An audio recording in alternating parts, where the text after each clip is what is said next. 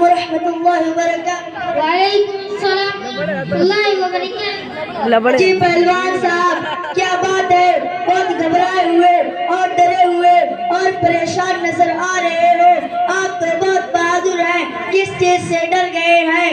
جی مولوی صاحب کیا بتاؤں، آج میں ایک میت میں گیا تھا اور بھی بہت سارے لوگ جمع تھے، رشتہ دار پڑوس سے ملنے جلنے والے سبھی غمگین اور اداس تھے، گھر کی عورتیں بچے رو رہے تھے، مجھے بھی یہ منظر دیکھ کر بڑا دکھ ہوا اور پھر اپنی موت یاد آنے لگی۔ بہرحال جو بھی پیدا ہوا ہے وہ ایک نہ ایک دن اس دنیا سے ضرور جائے گا۔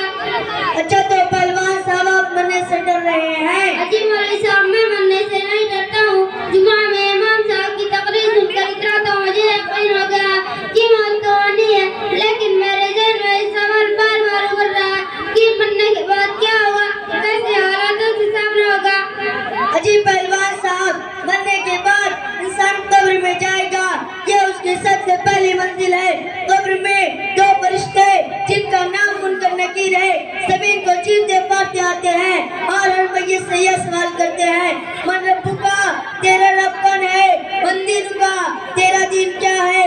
من نبی کا، تیرے نبی کون ہے؟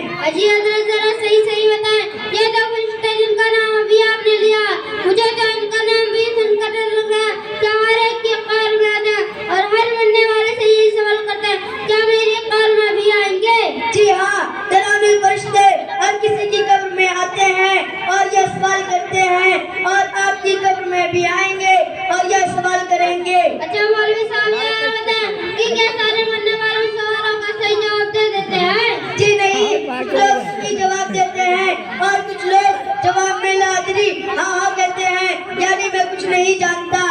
اچھا مولوی صاحب یہ بتائیں قبر میں ان لوگوں کے ساتھ کیسا معاملہ کیا جاتا ہے، دونوں کے ساتھ ایک ہی جیسا معاملہ رہتا ہے یا الگ الگ؟ پہلوان صاحب جی اللہ تعالیٰ کے یہاں انصاف ہے، وَلَا يَظْلَمُونَ فَضِيلًا، ذرہ برابر بھی اللہ تعالیٰ کے یہاں ظلم نہیں ہوگا، دونوں کے ساتھ الگ الگ معاملہ ہوگا۔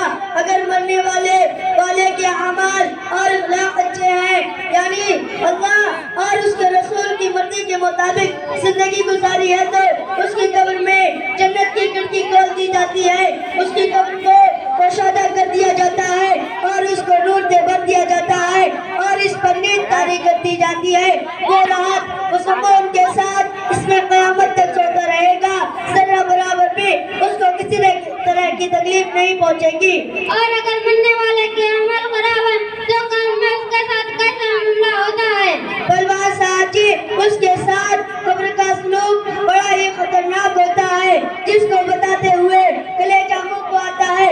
کسی پر اسے مسلط کر دیے جاتے ہیں، کسی پر فرشتوں کو مسلط کیا جاتا ہے کہ وہ ان کے سروں کو ہتھوڑے سے کچلتے رہتے ہیں، اور کسی کے لیے قبر اتنی تنگ ہو جائے گی کہ ادھر کی بسلی ادھر والی بسلی میں گھس جائے گی۔ اللہ اکبر مت کیجیے مولوی صاحب، یہ تو بڑی عبرت کا معاملہ ہے، اللہ ہم سب کو قضا و قدر سے بچائے اور فرشتوں کے سوالوں کا جواب دینا ہمارے لیے آسان فرما دے۔ آمین۔ اچھا مولوی صاحب یہ بتائیں قبر کے دن کیا، قبر کے بعد کیا ہوگا، پھر کون سی منزل آئے گی اور یہ قیامت کس چیز کا نام ہے؟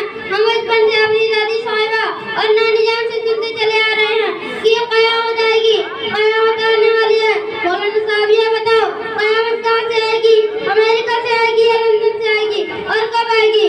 پہلوان صاحب جی آپ نے ایک ہی دفعہ میں کئی سوال کر ڈالے، دیکھتے یہ دنیا اور دنیا کا سارا نظام، یہ چاند اور سورج، یہ زمین اور آسمان، یہ بڑے بڑے پہاڑ اور سمندر اور دریا ایک نہ ایک دن سے ختم ہو جائیں گے، اس کا نام قیامت ہے، اور قیامت کب آئے گی، کس گھڑی آئے گی، اس کا علم صرف اور صرف اللہ کو ہے۔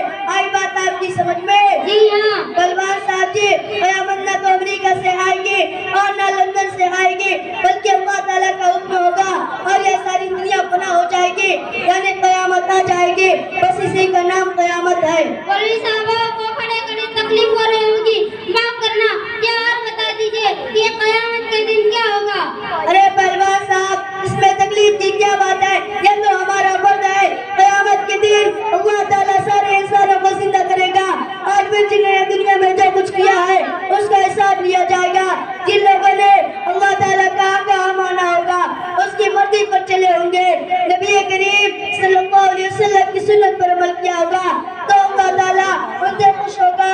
پاک جنت عطا فرمائے گا.